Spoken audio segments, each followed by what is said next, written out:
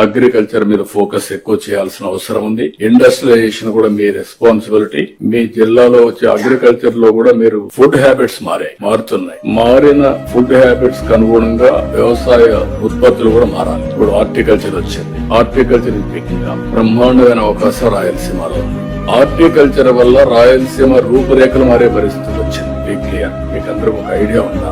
ఒకప్పుడు ఆంధ్ర అంటే దేశానికి రైస్ బౌల్, అన్నదాత అనే పేరుంది. అన్నపూర్ణ అంటే ఆంధ్ర రాష్ట్రంలో ఆ రోజు ఈస్ట్ వెస్ట్ గోదావరి ఆ రోజు డెవలప్మెంట్ కు ఉపయోగపడింది. అందుకే మీరు చూస్తే ఆ డెవలప్మెంట్ లో వచ్చిన వాళ్ళందరూ బాగా చదువుకొని పైకొచ్చారు, విదేశాలకు వెళ్ళారు. తర్వాత రాయలసీమలో పికప్ అయ్యారు. అయితే ఈ రోజు రాయలసీమలో మీరు చూస్తే హార్టికల్చర్ వల్ల ఇక్కడ డెల్టా కంటే బెటర్ ఆదాయం వచ్చే పరిస్థితి వస్తుంది. అది లాస్ట్ టైం కూడా మీకు చెప్పాను. దీని వల్ల డెల్టాలో ఉండే కలెక్టర్స్ ఎక్స్ట్రా ఎఫర్ట్ పెట్టాల్సిన అవసరం ఉంది. ఇప్పుడు మీ మీద అనంతపూర్ ఒకప్పుడు కరువు జిల్లా ఎడారిగా మారిపోతుందనుకున్నాం. ఇప్పుడు 5వ ఆర్థిక వ్యవస్థగా వచ్చింది. అది 1, 2 వచ్చేస్తుంది. అక్కడ నీళ్లు పెద్ద game changer. Horticulture is a boom.